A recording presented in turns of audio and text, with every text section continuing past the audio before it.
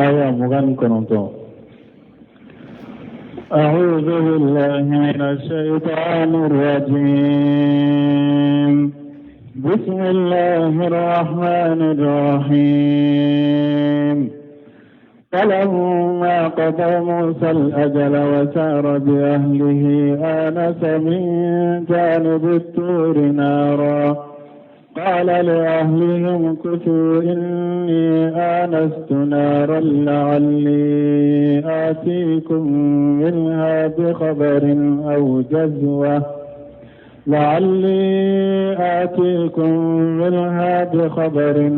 جذوة من النار لعلكم تصطلون. فلما أتاها نودي من شاطئ الوادي الأيمن في البقعة المباركة من الشجرة أن يا موسى إني أنا الله رب العالمين وأن ألق عصاك. فلما رآها تهتز كأنها جان ولا مدبرا ولم يعقب يا موسى أقبل ولا تخف إنك من الآمنين. أسلك يدك في جيبك تخرج بيضاء من غير سوء واضم إليك جناحك من الرهب فذلك برهانان من ربك إلى فرعون وملئه إنهم كانوا قوما فاسقين. بسم الله الرحمن الرحيم. والصلاة والسلام على نبينا محمد وعلى آله وأصحابه وسلم تسليما كثيرا. سبحانك لا علم لنا إلا ما علمتنا إنك أنت العليم الحكيم. أستغفر الله الذي لا إله إلا هو الحي القيوم وأتوب إليه. اللهم انفعنا بما علمتنا وعلمنا ما ينفعنا وزدنا علما. بيتنا سوية هجرية باكلة أني كمناني أني بناني أني وورو شهر المحرم minye hijriya sankalo folo biye o mugani sabanai miladi nasaraw ka jate bafula ani mugani nani sankalo wolon fulanna bisuye o mugani konontonai ambe dawda bugu masdar ajaqo ambo kono. a'udhu billahi minash shaitanir rajim. فلما قضى موسى الأجل وسار بأهله إلى آخر الآيات. قد تقدم في تفسير الآية قبلها أن يفو آية كالتفسير لا آية من بني في آية من بني كافو موسى سرتي فلان الديرام Madiana kam mo nyuma ye sansegi de sarataka me akonna ya dafa santa ubara ayrefe buni abbasi ninkara sarati fulaina Musa ye juman ke ako sarati fulaina min kanyi min timelendo min dafalendo Musa yodeke aye santa ayode ke pagenna Madiana kam mo nyuma bolo aye santa indeke anyo o fora ayat minen tawsir la anna Musa alayhi salam qada atamma li ajalaini wa awfahuma wa abarrahuma wa akmalahuma wa anqahuma sarati fulay utafalenye minye utimelenye minye unyuma ye minye Musa yode dafa وقد يستفاد هذا أيضا من الآية الكريمة حيث قال فلما قضى موسى الأجل أي الأكمل منهما منكسر كو أبدو آية يرفنا فوتشغلا كما فوتشغلا آية لا ni ala ko falamma qada li musa li ajala ay al akmala minhuma tumami musa ye sarati fulay dafale sarati fulay na min timile no min dafale ndo tumami musa ye o dafa santa ayo ke bagenna tumami santa imbanna wasara bi ahlihi musa tamana anaka muso sisa atarana ka musoy madiyana kam mo nyuma ye muso min di musa ma to mama ye santa in bageke akadugu nyana fiya mina minye misra ayalla nyini kasagi kana kadugu la misra anaka muso nana atamana ka musoy anko fuqaha fiqh tugu be stimbatu jumanke ya ko muso ibi ce no fede irjalu qawwamuna ala nisaa ni muso furula ce ma ce de kan nunjuru ani kan marali an ka ke yan kata yan kana ya abe ce de bolo suwati ibi ce de no fede anana ayawre kono wala hunna mislu alladhi alayhinna bil ma'rufi wa lirijali alayhinna daraja ala ko cewde korota lembe daraja korota lembe musoka aya kono ala ko wa askinuhunna min haythu sakantum min wujudikum akoni muso furu aye muso sigi yorola aw yerebe yoro mi aya ka muso bilaye naka sheko hake donc muso kasi yoro ani muso ibi cede bolo na ko akata yoro mi ube na ko ikake yoro mi bake o yoro de la mais ni o yoro ni fitina tika ikadina la yoro inna ube ni tora tika ikajian kola yoro inna na ya soro che ko muso akata yoro la yoro mi ni fitina baka kadina la o yoro talima wajibi muso ka ube ni che ko fo muso ka sigi yoro la mais yoro la ka yoro mi akajian nyana mo yakono na sigira ya tora kabo musoka balau kabo kai fitina kabo kai silamia sarata wajibi musoka ka sigo yoro fanala ube na ya sur muso ya sarata cheka silamia sariya ko niyen ne furo nka sigi yoro abede bolo niyen sigi yoro mi ni kon kata yoro mi abede bolo de men ne ka furu sarati nete furima foni ne furula ima mogote ne bolo min ben ka ba lado ibe ne tomba korodede ambo de sarati ni ne furu ne teta ino fede ibe to ne tomba kere fede ibe to kanan fe ya ube na shin fe ya ni muso yen ni sarati cheka wali muslimun ala surutihim sarati mbe dafai men ni darurata ka yorola fitinata ka yorola ka dina la ama sarati musobbe che no fede anyo dokti sa inkono parce que Musa tumami aye sarati dafa atarana ka muso ede madiana kam mo nyuma mafo ayi e beta yoro minne ka de muso teta muso fana ba mafo ayi e beta yoro minne teta Musa na ka muso tarade muso ebiche no fede rijalu qawwamuna ala nisaa wali rijali alayhinna daraja anyo do ayen kono Musa ka fisaina wasara bi ahlihi atamani akadembaya ana akadembaya tara qalu kana Musa qad istaqa ila baladihi wa ahlihi ko Musa atun kanuna kata akaduguma ana akadembaya misra adan tigira ka ko abeta bo ula kata uye ana ka dembaya ana ka muso ana tara me uta mana sufela de la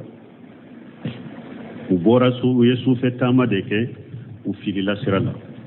utokungo kono filila sirala u filile israina ana samin janibi turin nara turu sinai ka kulu in kerefe musa ye tasuma ye uto kungo kunanda dibila nene fana de tumbala musa ye tasuma ye turu sina giden tuluin in kerefe qala li ahlihi musa ko aka musoma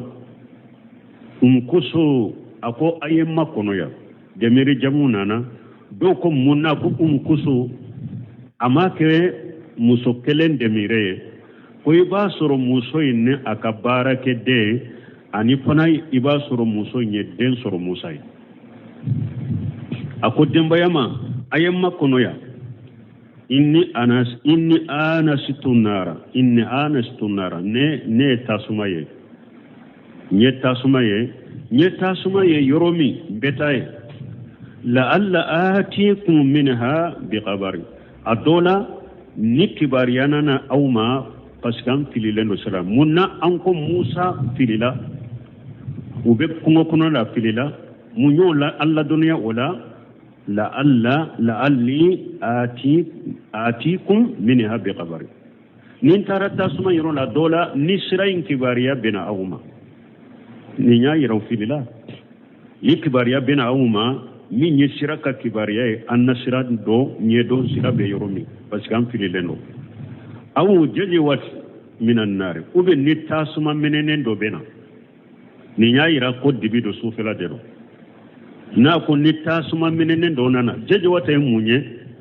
abe komi logo kala fule ni a menenen do ku menenen do ni ya ta ku menenen do uba fo de ma jeje wata ni tasuma logo kala do bena mi menenen do ni ya iranna ko sufela do jeje wata minan nari la'allakum tastalun adola nene min fana be awla ana nene nyunini tasumanye donc ne ya iranna ko nene tumbe wala musa akamara sofela de la nyodo aya kono e musa afilila sirala aya yalla dunya wala musa su divide tundo aya lalla dunya wala musa nene de wakati de tundo fana nene de tumbe wakati fana su mindo nene tumbe aya lalla dunya wala na ko adola ana nene nyoni ni tasumanye falamma ataha nudiya misati alwadi alayman tumami musa nana tasumanye rola musa welela minye ewa tasumay kulin kerefela musa kinina awelela fil buqati almubarakati yorola yoro minna herakacha a sturi sinay kulin tumbe yoromi musa welela yoromi awelela yorola minye ewa kulin kerefela musa kinina yoro senemana yoro barikalamana musa welela mina sajarati irin kerefe o yasuru iri dobe irin kerefe ayya musa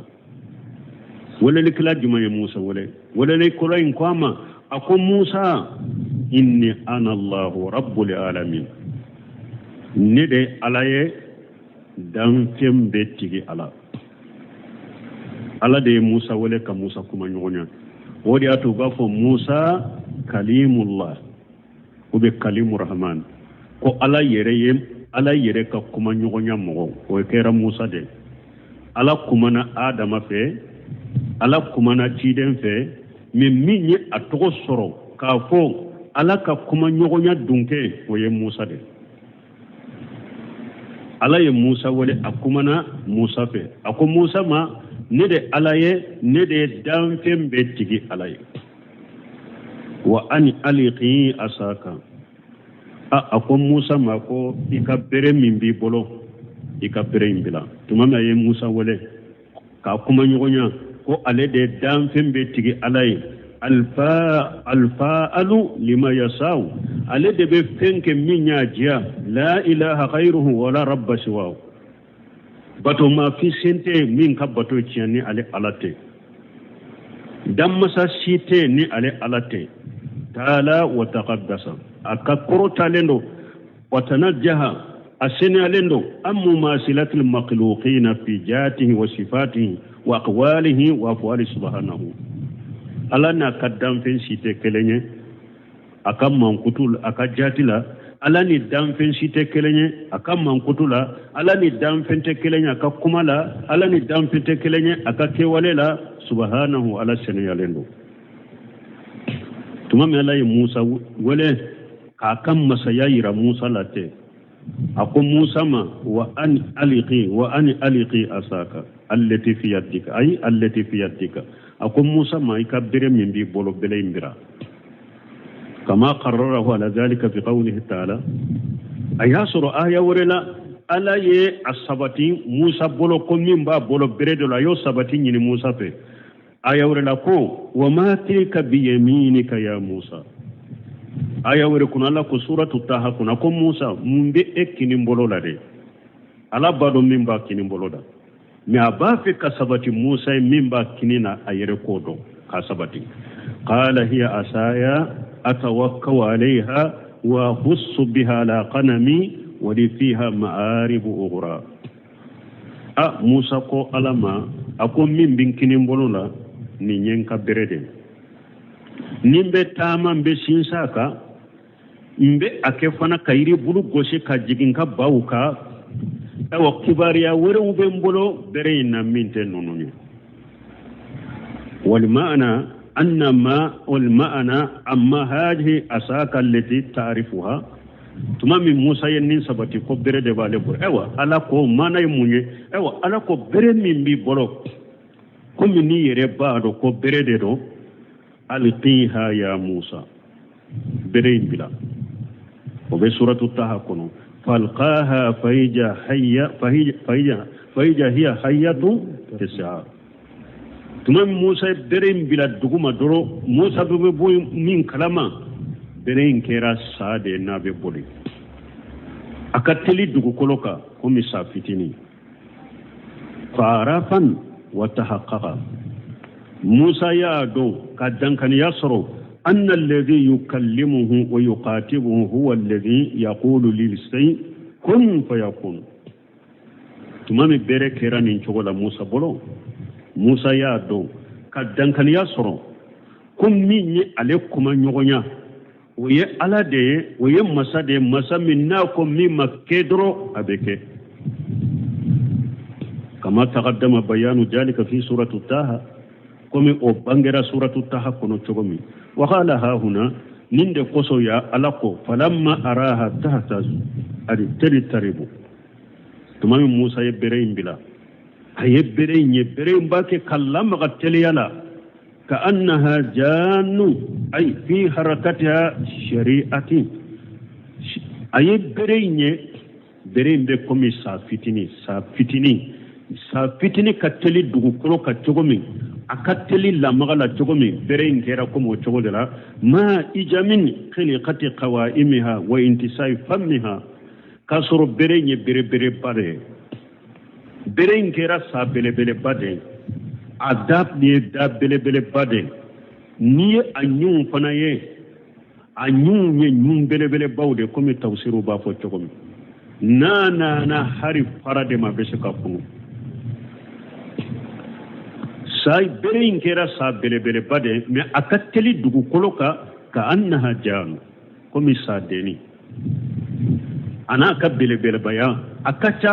jinya sa to fule na kera bele baye alette se ka teleya boli la komi sa fitini me Musa ka bere kera sa minye sa bele bade do me akateli boli la dugu kolo ka komi sa fitini kana hajjanu atuma min Musa yoye walla mudibira wala mu yuaqib Musa ya ko dia boli la amahara ko laje tawsir kelaw do bola mahari sagi kana bereina aya kulla jabe boli kata ne bunkasir ko chogodi ay wala mu yakun yaltafitu abolila kata te hara kulla je li anna tab'un basariyan yanfiru min zalika parce que hada maden dan chogo nin ko sugun ibe siranye de be bolanye de Musa bolila falamma qala Allah lahu تمامي ألاكم موسى ما يا موسى أقبل ولا تخاف إنك من الآمنين sa belebele bay beren kera sa belebele akateli dugukolo ka komi sa fitini musa yo ye yoromi abolila ama hara ko la jabake ka boli kata ala ya wole akum musa isagi ikinyesi ikana kana sira innaka minal aminina eye mugode mugo munu mugo hakili sigilew mugo munu hakili sigi bu bolo ne ala fe ko ne ala te kojugu ku ula eye wulu dode arajan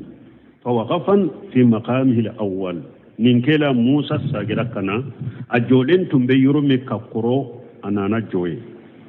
asagira kana summa qala allah lahu asagile kanu kofi ala qama usluku yadaka fi jaybika takhruju bayda min khayri su'i ako ibolo fanado idolo ki kankono ni bolo foshi ka bo bolo injele ajele abe jeya de passe comme kalotige kasoro banate ni yakaba ko do de Allah ya di Musa makata Firauna ma i bolo do ka doloki kan ko ka foshi ka bo ni bolo imbo ajele de be bo passe comme kalotige kasoro banate fana ay ija adkhalita yadaka fi jaybika fi jaybi dar'ika ni bolo do ka doloki kan kono summa akhrajtaha o ko pe ni bolo imbo fa innaha taghrudu tetalallaw ka annaha qit'atu qamar fi lamu'ani al-barqi ni bolo imbo bolo imbe yele ku de komi kalo tige komi ni sanyegeru abe mene chogomi tetalallaw abe yele ku de ko mi sanyegeru ko mi kalotige ko mi sanyegeru wali haja qala min khayri su'i ay min khayri baras akodi ato ala ko kasoro ko jugutede ate ko mi bagi bi bolo ina fana ya jewe ade alaka kaba ko de do abe yele ku de ko mi sanyegeru be ke chokomi kajeya ko mi kalotige ni yakaba ko ni tamusire ni ala ya di musa ma kasoro banate وقوله تعالى كفى لك وما تغني وأدمم إليك جناحك من الرهب أو نسر نفسه فنيتا على يقود دي موسى من نكفى كوكو نسرنا كود بو فيه نيو كدرو سرانيا نجاتيك بيبويلا ويجمع نسرنا درو إبولو داي ديسيكا من الفجر قيل من الفجر معنى نجات تجرا درو يبولو دا يدسكا وقيل من الرعب نسرنا وجاهر أن المراد عام من حاجة منكسركم من بانغالندو لا نيني غروباني لندو كتمن بكا وهو أنه أمر عليه السلام على موسى نيامر على ككسباك إذا خاف من شيء كل موسى سرنا فيمو فنيده أن يضم إليه جناحه من الرهب وهو يده ko aka bolo janaha yemunya aka bolo da disika siranya beta fa idza fala zalika jahaba anhu ma yajiduhu min alqawf ala ko ni Musa yo kedro na sirana fenwo fenyede aka bolo takada disika jatige minyasoro siranya mbeta kabwa bolo ala yo ke Musa وربما جاء استعمل أحد ذلك على سبيل الاقتداء فودا يده على فواده فإنه يزول عنه ما يجيد أو يقاف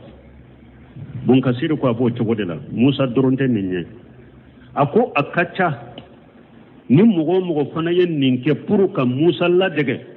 نسرنا إي بولوتا كادا إي دسكونكا إي ديشيكا سرانيا بيتا كابويبون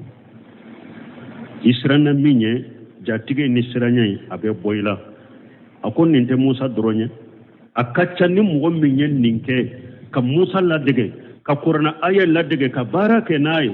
israna minye i jatige ra ka bo minna israna mi abeta ka boy bolo inshallah taala akon ni Allah sunna masamin kortare obihi shiqatu danaya be alaka ko abokiye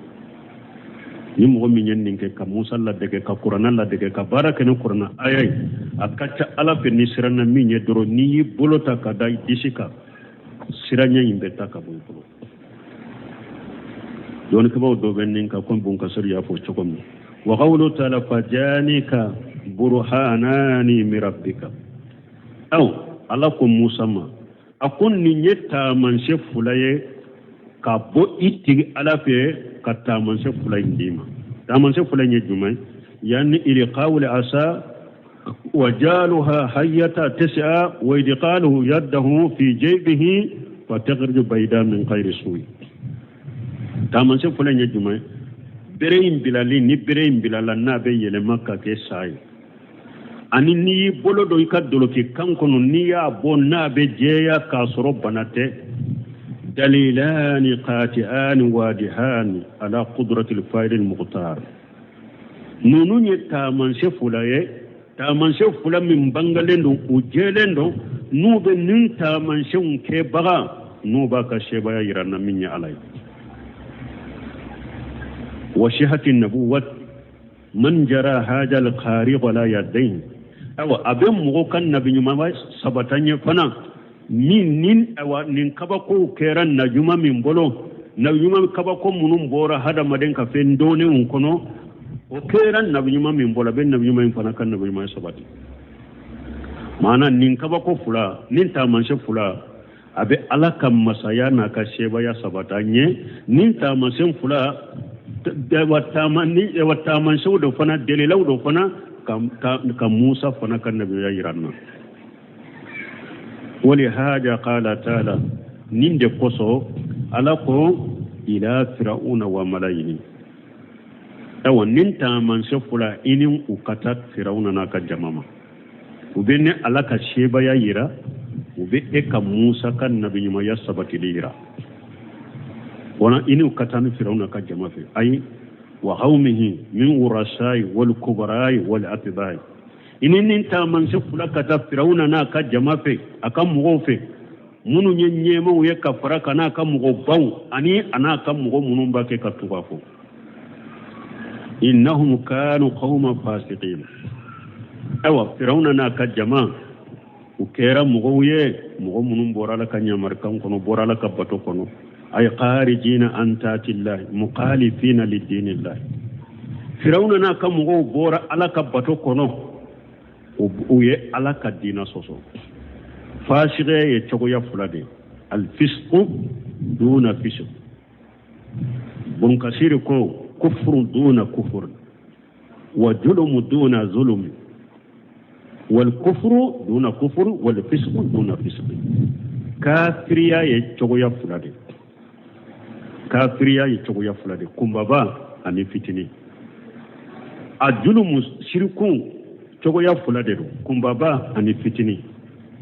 فاشغيا فنا يتشغو فلادي فاشغيا كمبابا أني فاشغيا فتني fashiya kumbaba ye jumaye min bi labo silamiya kono fashiya fitine munye kabaira jinu ami labo silamiya kono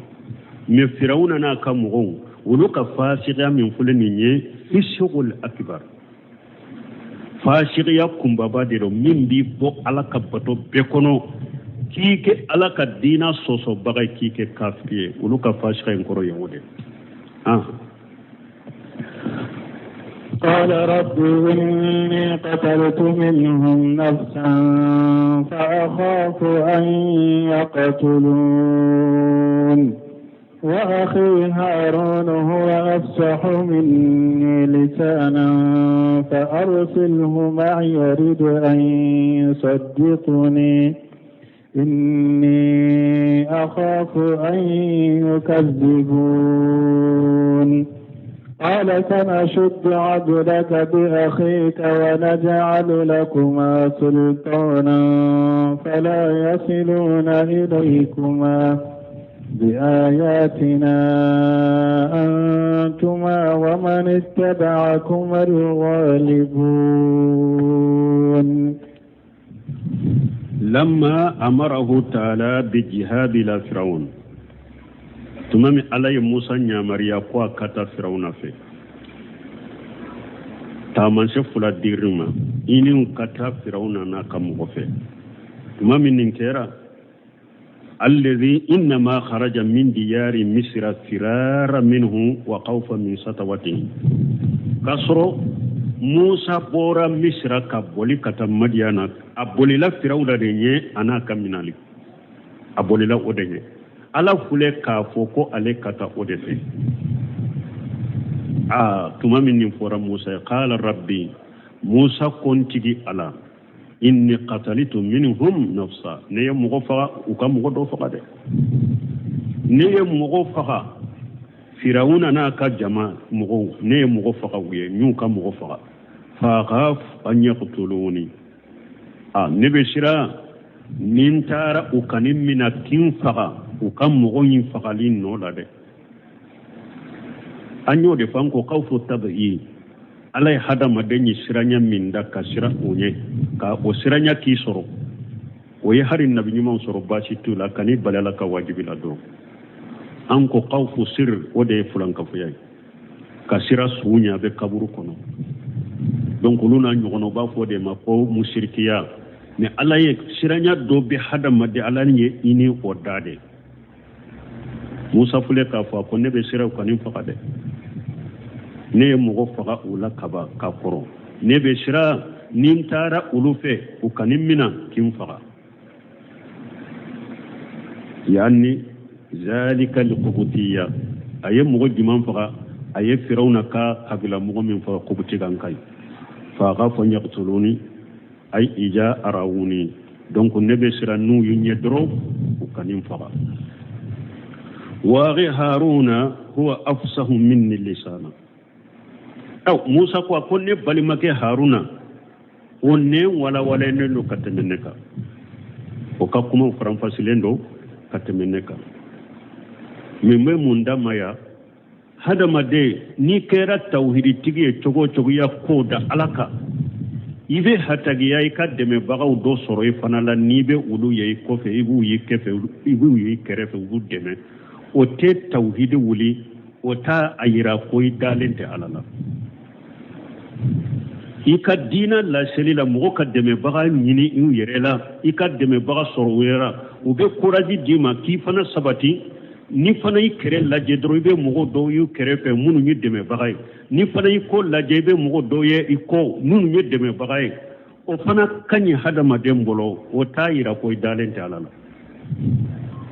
hadama den ko fana nyini wote tawkilene tawhidi wuli mugo la ko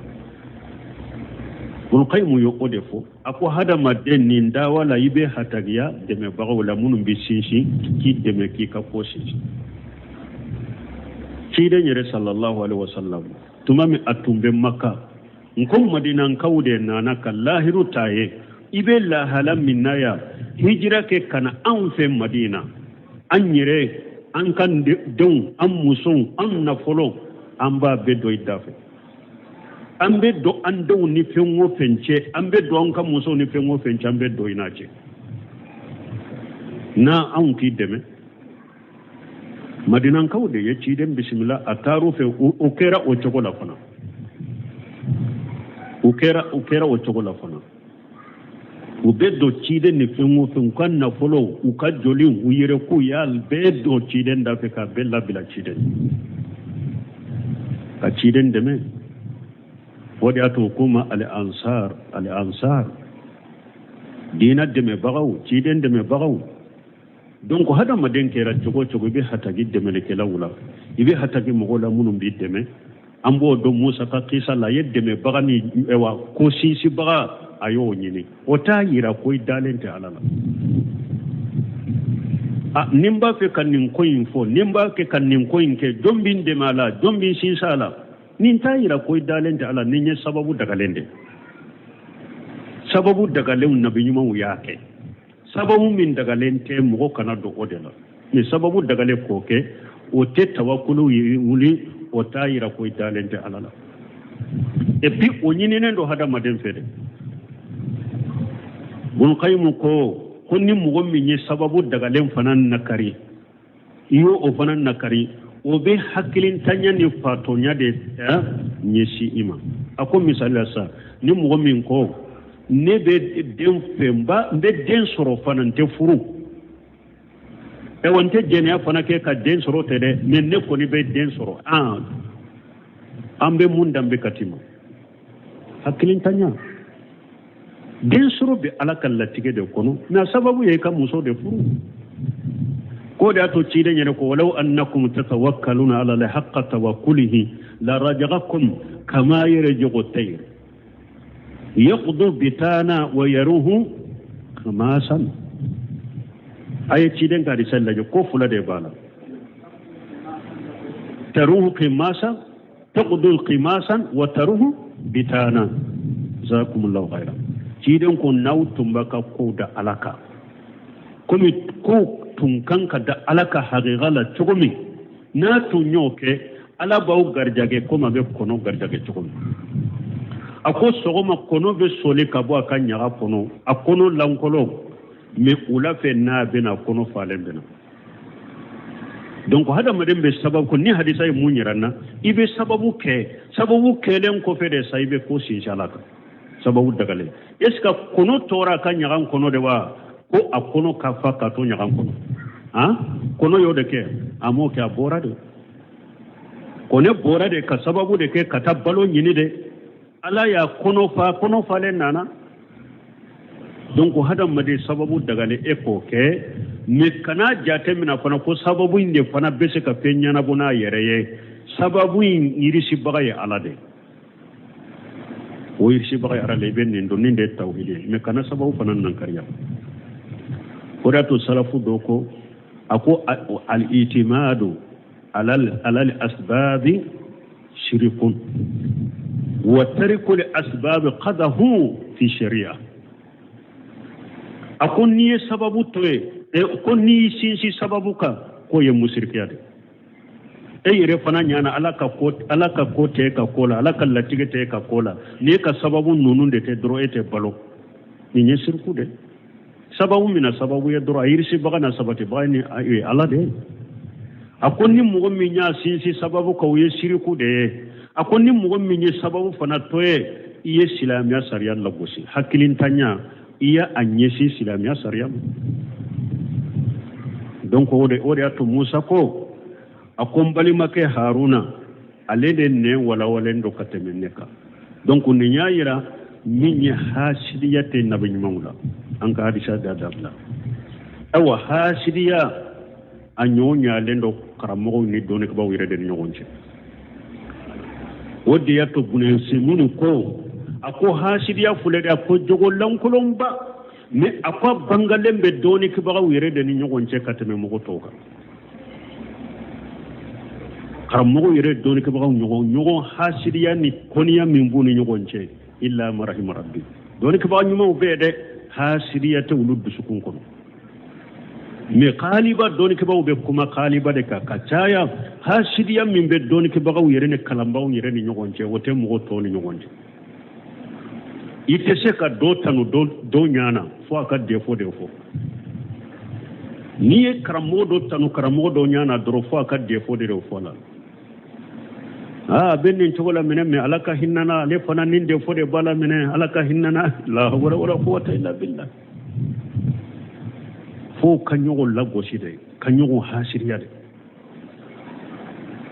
o ye ko jugu bele bade abe ka bara wudude hasiriya wa hasiri te lafiya Allah fa lenta bada hasiri bana lelo bara hasiri banane wodi ata Ali ibn Abi Talib ko la arahatan li hasudi akol la fiyate hasidi ko Ali ibn Abi Talib ko la fiyate hasidi parce que libi mugumi hasidiya na ya yauba ya me konne ma kurado ni la fiya kurado hera kurado surla durale banana alakan kisi hasidiya ma bunun temiya ko mugo site ko hasidiya sarafu do fana ko mo site fo hasida bi dusukunna me uko mo min al-karim yughfihi mo nyuma ale ba dogo wallahi mu yuzhiruhu mani de ba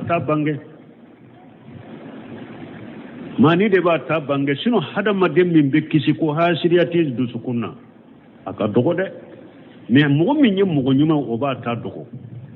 ata kuma bo ata ke waleke aba duga duskun kono be ala delala ka ya fama me min yemani ede ni mo nyuma te jogo nyuma tigite ale de ba tabo keneka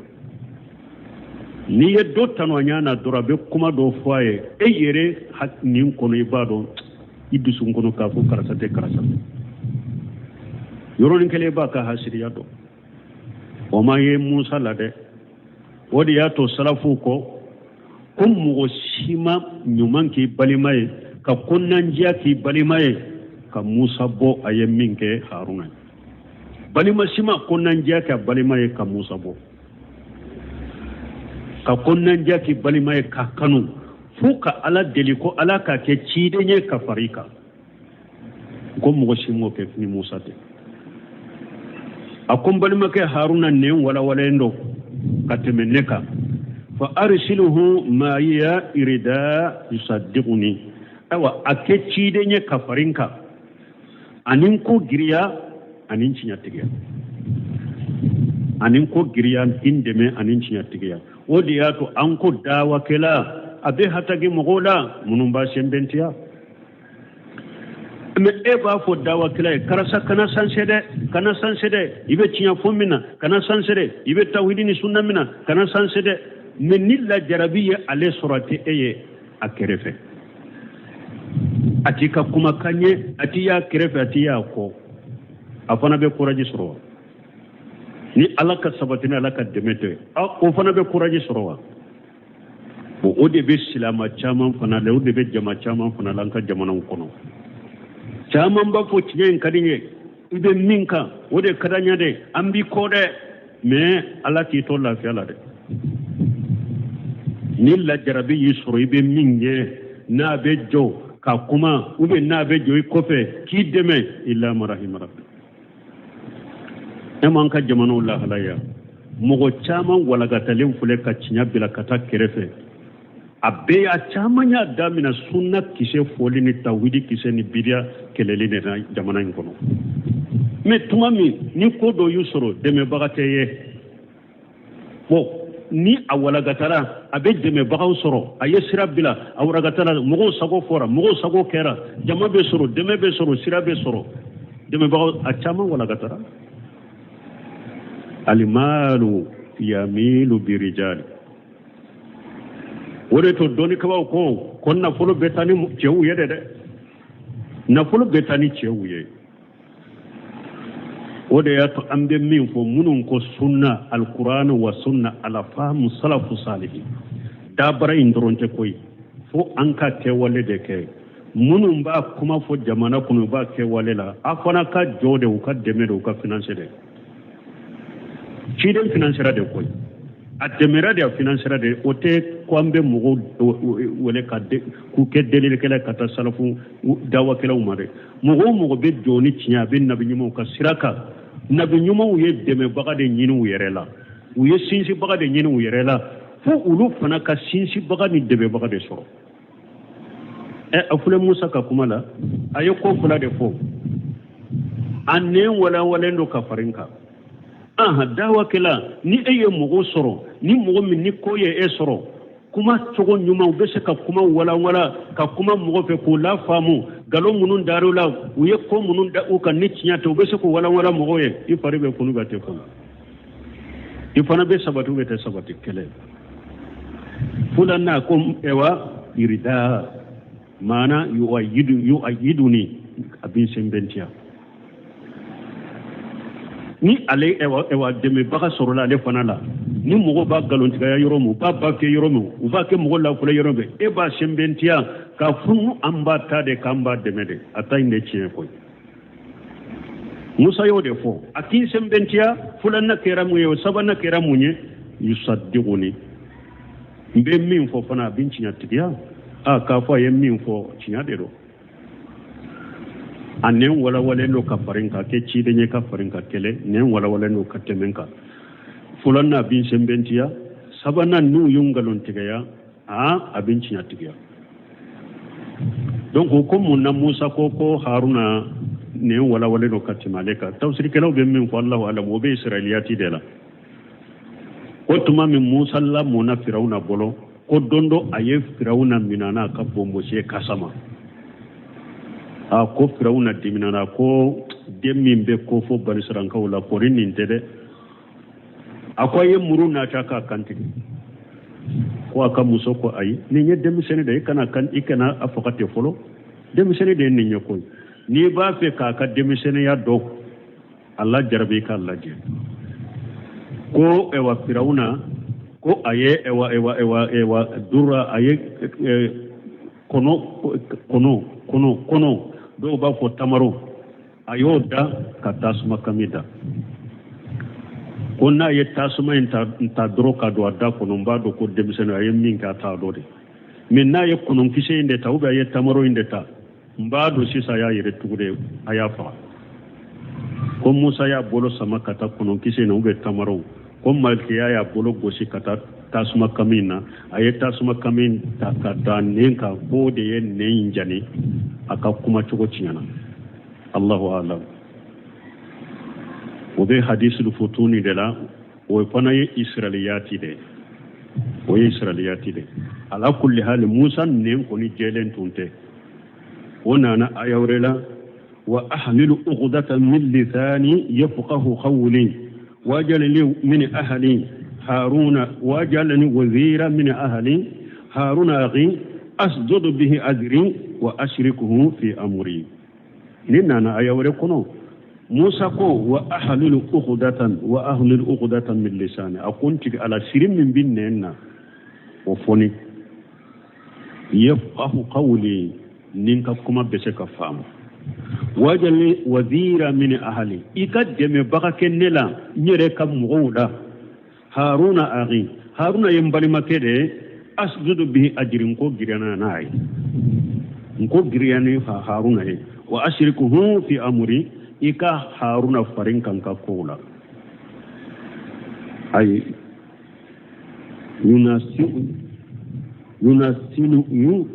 ينشوني فيما أمرتني به من هذا المقام العظيم نابي نينا في بنا إن يامرني ننكوبا من نابي نينا في بنا على وهو القيام بأيباء النبوة ورسالة إلى هذا الملك المتكبر الجبار العنيد لأنني موني أكين كاغريا مانا أكاكي ندم بغاي إفلك ننشيدي من دم ننشيدي دوني أنا شغي kata nim masake kanna gelema nim masake yere bonya bagama akin deme bola geleyam min bola sege min bola anin deme bola donc dawa kila abe hataki deme bagawla munum ba sembentia donc ni yaira Musa ne atun wala len tunte me sababu min do na wara walen tunte ala de bodo tasuma kami ko min fora obe israelati de la فارسله ما يريد يصدقني إني أخاف أن يكذبون نبشرا فرعون أنا كم وكانين قالون تيجا donc balima ke haruna ke cidenya ka farinka anin ko giriya anin cinya tigiya be sira fir'auna na kam go kanin galon tigiya qala alako alay musa jadu sana suddu adudaka biarika awa akombi sembentiya ki giriya ki deme ki ko giriya ni ka balima kenye mbi ko giriya ni ka balima kenye mbi deme ni ka balima kenye ka farika akati isinsi bagai ka kola wanejalu lakuma sultana ne ala beddelila di awdema sheba ya mba di aw fuladema fala yashiluna ilaykuma بآياتنا أنتما ومن تبعكم القالبون أوا نبي سمبنتياني الدليل دوما فرعوننا كجمة سكا شيء أو فلما كوبة تورا لا سوما نبي سمبنتيان باو سمبنتيا donc ka dalilaw didda awma ka tamanso didda awma ni فرعوننا كجمة سكا شيء أو فلما كوبة تورا كنا شرا ويروين donc bi ayatina antuma wa man tabi'akum al-khalifun awa ninni alaka taman shawiye fana aw fula de beke firawna na ka jama kenya bagaw ya de be seba ya suruka do ubakala kalan chogo dola ونجعل لكم سلطانا فلا يصلون إليكما بآياتنا وتشك الشيء أو فلما بدل لك وتشك الشيء أو فلما نيني على كتامان شيء نونوية كان على كتامان شيء تو أو فلا بلو فرعون كان مغتشك الشيء أو ما هو بيكوجوك أولا antuma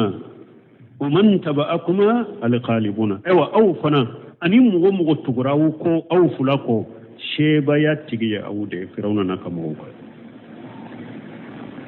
شيبا ياتيغي اودي فرعون نكمو مدو فنا بي وقفو كاني وقفو كيرومي ونجعل لكم السلطان فلا يشيلون اليكما يبي وقفو كيا ni ala be delilat ke aw fulaye firawna na kamo te seka saw fulama bi ayatina ni ala ka ayawu sababu ye antuma wa man tabakum al ghalibun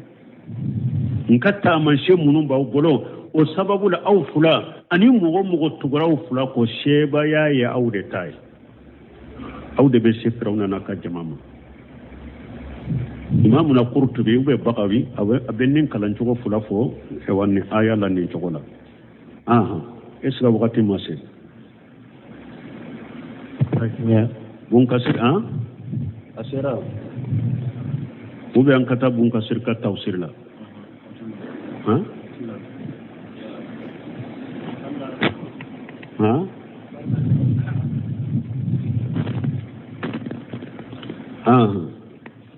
واغي هارون هو أفصح مني اللسان فارسله ما يريد أي وزيرا معينا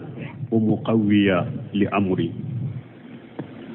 ناكو يريد كوريموني وزيرا هو موني نيبا فو منشري فأمد دمبغا معينا دمبغا مقويا لأمري نابي سمبنتيا كقولا يصدقني فيما أقوله وأخبر به عن الله أنينشيا تيجي فنا ندمين فو بكباريا منو فو كبو ألا في أنينشيا تيجي قلو فنا لأن قبر الاثنين أنجو في النفوس من قبر الواحد بس كمغفلة كباريا مغون نين كنو وبمنا كتم مغفلة كباريا لك نين مغفلة نانا كباريا فو أويه obedo mogo duskun kono nin kono kateme mogo kelen ka kibari alika wali haja qala ninde ko so musa ko inni aqafu an yukadzibun akom be shere kaninga lontigeya irida yusaddiqun ay yubayyinu lahum anni ma ukallimuhum bihi o anin cinya tigiya fana nka bangelike nibi kuma nyonya kamin fuye Firauna na bange wuya na jeya wuye Haruna na bange wuye ana jeya wuye fa innahu yafham ma la yafhamuna parce que alebe fondo famu ulu ma mi famu ni nyemi mfale ba jeya wuye ka bange wuye falamma sala zalika Musa tuma min Musa ye ala delinina qala Allah ta'ala sana suddu adudaka bi aqika ay sanuqwiya amrika ونؤج جانبك بأخيك أو ألاكم موسى ما كم بي سمبنتيا ميكا كو سمبنتيا بو كيكا كرفلا أو إيكا كرفلا بنيا الذي سالت له أن يكون النبي ماكا يف هارون من نجلي كونكا هارون من كن نبي نيوما تشيدنيا كفاركا مبوكي كيكا كو جرياناي كيكا كو سمبنتياناي بوكي كما قال في آية الأخرى ومنا كو آية ورلا قد أوتيت سؤالك يا موسى سورة الطه كنو موسى يني على دليل نيغنا لا أكو موسى على كما موسى يندلي منا نياكيه وقال تعالى وهبنا له من رحمتنا أخاه هارون النبي آية ورلا على كو ni alaye Musa ka balimake Haruna nya dama ni alaye reka nema ka janna bi nyume ka faraka wali haja qala ba'du salafi laysa ahadun a'jama minnata la aghihi min Musa la Haruna alayhi assalam mun kasir ko nindo koso salafu doko kum mugo shima funnan shiriya ki balimaye funnan shiriya min kabo katime Musa ye min ke Haruna على كفر بكسي فإنه صفى فيه حتى جعله الله نبيا ورسولا معه إلى فرعون وملئه موسى على دلي هارون فعلي هارون كن نبي نيومي كاكي دنيه كفر تشي كتا فرعون كجماما كنا جابت مننك كنا شربت مننك إبالي ما يوا ولهذا قال تعالى في حق موسى وكان عند الله وجيها ninde koso ala yere Musa tan suratul hajab kono akom Musa kera daraja tigi ala fe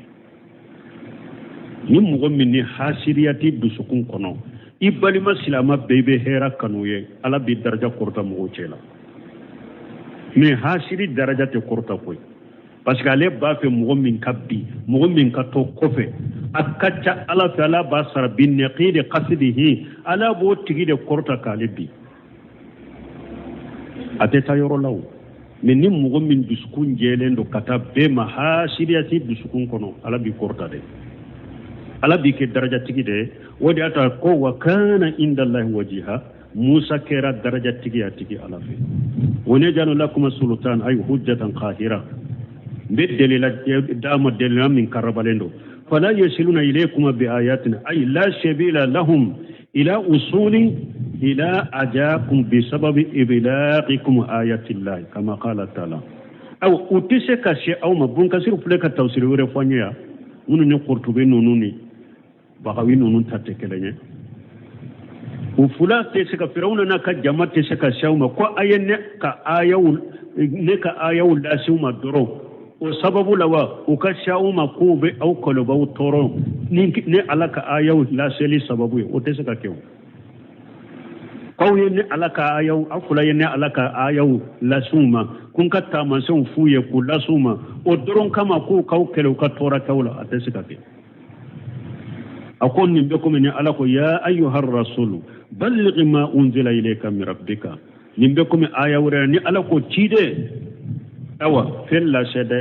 itigi ala ye min la jigi ka Allah sey kata ala ka aya laba wallahu yasimukum minan nas ala bi tangamola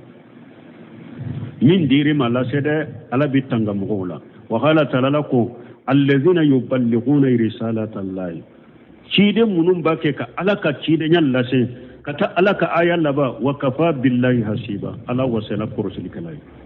ala yi cide munun nyamare ku ka alaka cide nya lashe nu ba ke ka alaka cide nya de lashe ala bu wasa ay wa kafa billahi nasira wa muhina wa muayyida ala wasra de me bagay ani simbenti an baga wali haja akhbarahuma ninde koso ala ye Musa ni Harun ayu fula kibariya anna li aqibata lahumma ولمن اتبعهما في الدنيا والآخرة على كل لبنكم يوم بك موسى أني هارون ده أني مغو تغورو كجاني لاغرا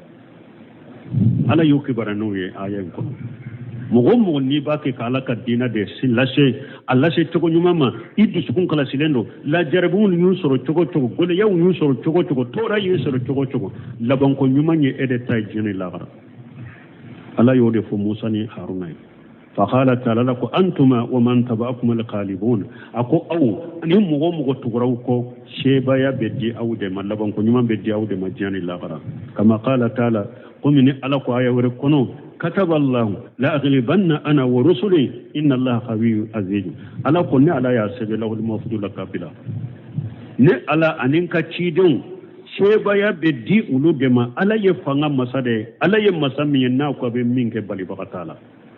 ala yo sabe ko bila ko ka ci dum bedde mede wa qala ta'ala lakum masamin qurta lanu inna lanansuru rusulana walladina amanu fil hayati dunya ala ko wallahi ni ala bin ka ci dum deme ani mugo limanara ni ala be ci dum ani mu'minu ne bu deme ni jianya mo yakono de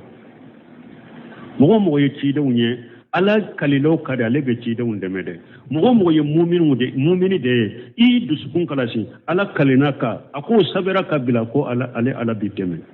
ila akhir al ayat kata ya ulabana wajahu ibn jarir ala anna limaana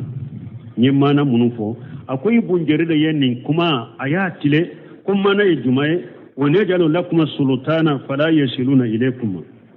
awanni ala bidalila dauma firawna na kajamata sika sha au fulama ibe wo fi ko yorola summa yabtariu okofe ibe saki ka kuma takuraye fa yaqulu ibafu bi ayatina antuma wa man tabakum alqalibun ninne alaka ayawe aw ani mugo munun tuguraw ko sheba ya beddi awde malaban ko nyom beddi awde mo bunjerir yenni aya kala nyin togodola taqdiruhu la nyin be ke munye wala antuma wa man tabakuma aw ani mugo mun tugira aw fulako alqalibuna bi ayatina aw de be sebaya surni ne alaka ayawe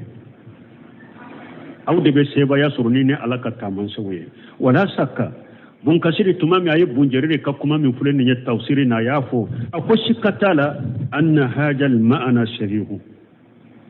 akwai shikatala ne mana sahalin da do wa huwa hasil min tauhid min wa huwa hasil min at-tawzih al-awwal ako ale fana yayi ayan yeshi yoro folo min fo akon nimbo ewa sorokono akon nimbe sorokono fala hajata ila haja